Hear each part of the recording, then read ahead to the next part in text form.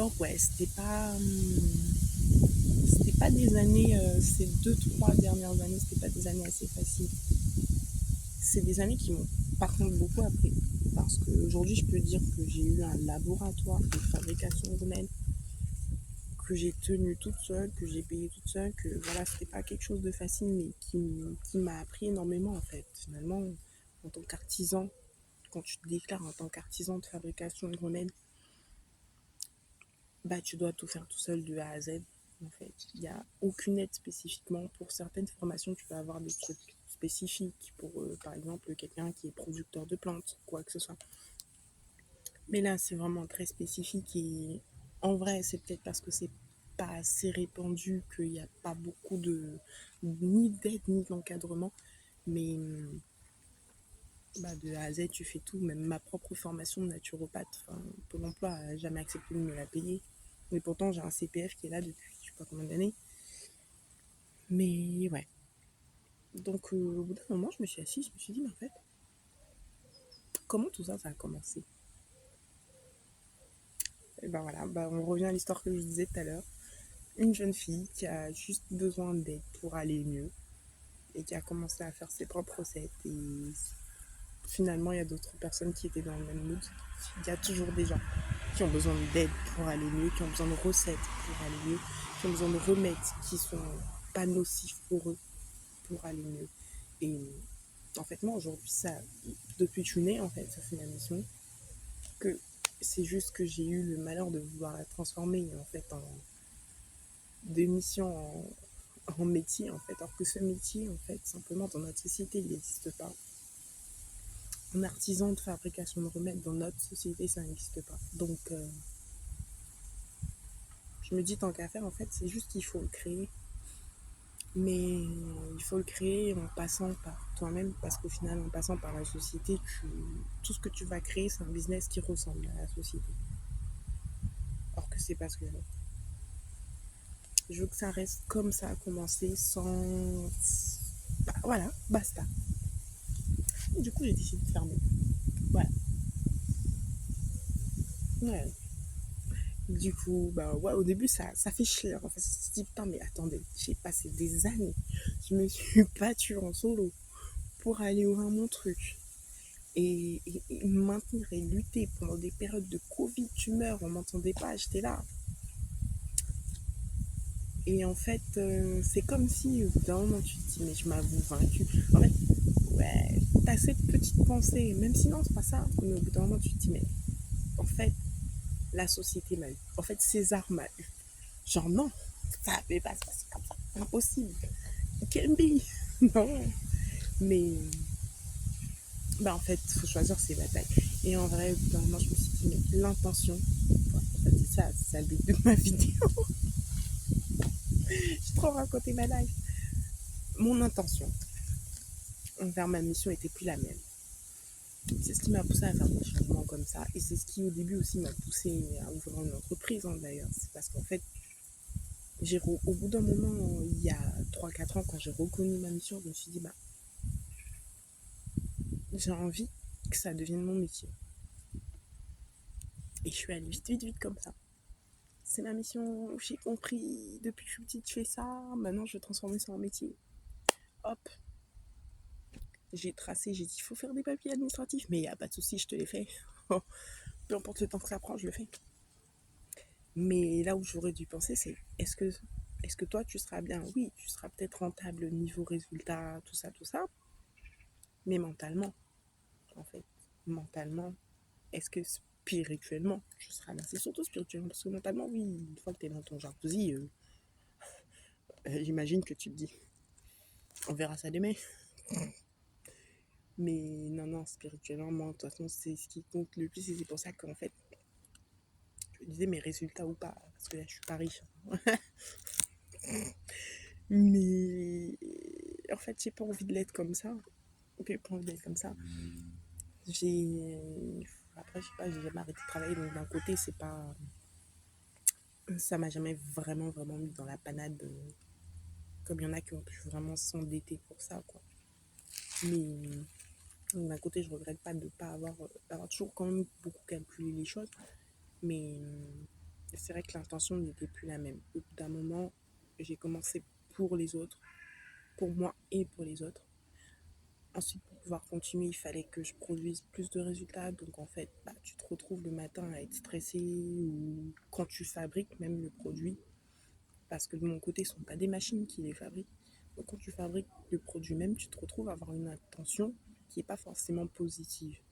Elle n'est pas forcément négative envers la personne pour qui tu fais la commande, mais tu es stressé parce que tu te demandes si tu vas avoir d'autres commandes. Tu es stressé, tu te demandes si tu vas réussir à rentrer dans tes charges. T'es, En fait, c'est un autre état d'esprit que la société te crée pour pouvoir avoir une société, ne serait-ce que juste une entreprise artisanale, en fait. Et donc, tu te retrouves effectivement à avoir des produits biaisés. Pour moi, l'intention d'un produit, c'est pour ça que je veux les fabriquer. Sinon, ne serait-ce qu'avoir une marque, c'est quelque chose que tout le monde peut faire. Même à distance, avoir une marque, c'est très simple à faire. Moi, si je les fabrique, les produits, c'est parce que mon intention n'est pas celle de tout le monde, en fait. Et quand je fabrique un produit avec une intention spéciale ou particulière, en fait, je sais que j'y mets vraiment mon cœur. Donc, je sais que mon intention est assez haute et assez puissante et qu'en général, si j'ai envie que la personne elle guérisse, je vais vraiment tout faire pour que la personne guérisse. Et c'est la valeur ajoutée de mon remède à moi, en fait. C'est simplement pour ça que je suis jamais passée non plus par aucune machine. Ne serait-ce que même pour fouetter le produit, en fait. Comment? Ça, c'est mon plaisir. Ne serait-ce que pour fouetter le bail. Ah non, c'est trop génial. Mais du coup, ouais, tu te retrouves à plus. Vraiment, c'est pas que t'aimes pas ce que tu fais, mais c'est que tu te retrouves à devoir aller vite. Tu prends plus forcément le plaisir à le faire. C'est résultat. C'est business, résultat.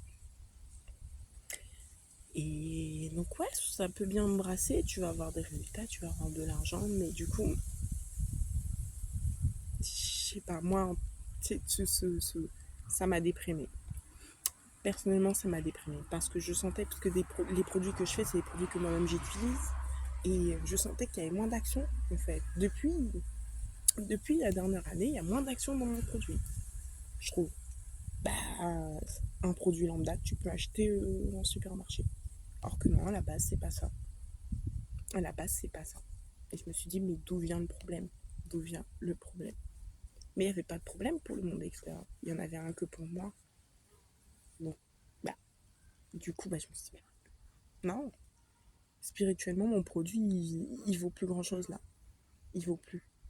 Quand je l'applique, que ce soit n'importe quel, parce que souvent, j'ai l'habitude de me faire des infusions, et puis, ou même, je vois que j'ai une plaque là, où ça me gratte, ou je sais pas, je vais me faire un truc, un baume ou une infusion.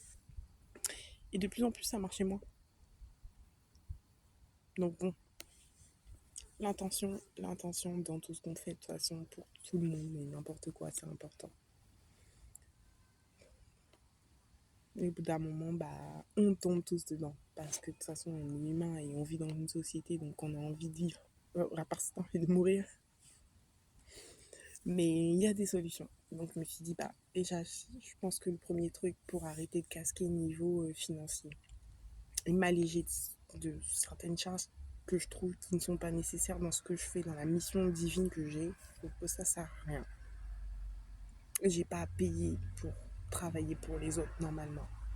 Donc, de un, je ferme l'entreprise, il n'y aura plus de numéro SIRET, je me place pas sur des salons, c'est pas grave. Les gens qui ont besoin de moi viennent me voir et je les aide. Et c'est tout. Et de deux, il n'y aura plus besoin de résultats. Parce que vu que je travaille toujours, du coup, je vais vraiment le faire parce que j'ai besoin de t'aider et non pas parce que j'ai besoin d'argent, au final. Donc ça change aussi la donne. Et enfin, on revient juste au début. Depuis le début, ce que je fais, ouais. Mais, et de trois, dans ma tête, ce sera toujours mes moments de plaisir parce que du coup, là, tu te disais, forcément, niveau horaire, il faut aussi que je rentre dans mes clous parce que si je passe pas assez de temps dessus, j'aurai pas assez de résultats et blabla. Or que là, tu vas dire, tiens, elle a besoin de moi, elle a besoin que je l'aide. Je bosse pas aujourd'hui, je vais me mettre dessus et je vais le faire. Parce que derrière, t'as pas d'obligation de résultat. Parce que derrière, tu dois juste aider une personne. C'est tout. C'est tout. et être parent en retour, même si c'est pas ce qui va payer ton loyer, mais heureusement pour toi, tu as un travail pour payer ton loyer. Et donc voilà, ça revient à l'état de passion et ça revient à faire ce que tu aimes dans la vie. Et du coup, quand tu mets de l'intention d'amour dans tout ce que tu fais, ce que tu vas partager, c'est de l'amour. Ce que tu vas recevoir, c'est de l'amour. Et, et, et, moi, mes produits, ils ont toujours marché comme ça. Mes remèdes ont toujours marché comme ça. Chaque remède que j'ai fait, c'est aussi pour ça que j'en fais pas des masses parce que je trouve que ça sert à rien. Mais chaque remède que je fais, en général, c'est pour ça qu'ils sont toujours personnalisés aussi parce que la personne, elle me dit, tiens, je sais pas, en ce moment, je suis stressée, j'ai des plaques et tout. Et c'est une personne que je connais et je sais que il y a ça aussi qui la perturbe en ce moment. Et puis même avec les cartes ou avec le tarot, on peut voir pas mal d'autres choses. C'est pas forcément que physique. D'ailleurs, c'est physique en dernier. En général, ça arrive d'abord dans la conscience et après, ça arrive dans ton physique. Donc pour moi, c'est important aussi d'avoir du temps avec la personne. C'est important aussi de... C'est pas juste un remède en fait. C'est de la guérison. C'est de la guérison. C'est mon énergie de guérison qu'on m'a offert quand je suis née, que je veux partager pour aider les gens en fait. Et je veux pas m'enrichir avec, je veux juste que le monde autour de nous il aille mieux en fait. Que les gens aillent mieux. Parce que si les gens vont mieux en fait, nous on va aller mieux. Nos enfants aussi. On n'aura pas peur de laisser notre gosse là aller se balader dehors parce que personne ne va l'attaquer. Si on était tous bienveillants dans nos têtes. Voilà. Voilà. Non, bon. Bah, j'avais juste envie de partager ça avec vous parce que je pense que j'ai aussi pris l'habitude avec tout ça et le manque de temps de pas communiquer en fait. Et puis bon, de toute façon, je suis une personne où quand j'ai pas mal de trucs à régler en fait, en général, je veux pas forcément qu'on m'aide. Je trouve que chacun a son lot déjà très bien, ses propres problèmes au quotidien. Mais en général, je m'en sors. De toute façon, ça met 5 10 ans, je sors toujours de là. Je sors toujours en tant que bon scorpion. Je me mets où tu veux, je m'en sors. Et c'est vrai en plus. Apprendre à apprécier sa personne, ça c'est une leçon de vie. Hein. C'est un truc que je savais pas faire avant. Hein. Et maintenant, je me dis, mais wesh, regarde le petit bijou, regarde le petit bébé. Quelle est belle. Mais non. Donc, j'espère en tout cas que ça va vous motiver aujourd'hui. Si vous avez une passion, ben, gardez-la. Gardez-la en tant que passion. Parce que quand le mot change, les obligations changent. Tout ce qui va avec change. Je crois que c'est un peu comme pour les mariages. Hein. Pardon. Si c'est ta petite amie, ne la marie pas. Non, je blague. Pardonnez. Il y a des gars, il y a longtemps, elles attendent ça. Moi, je suis venue spoiler leur bail. Non, it's a joke.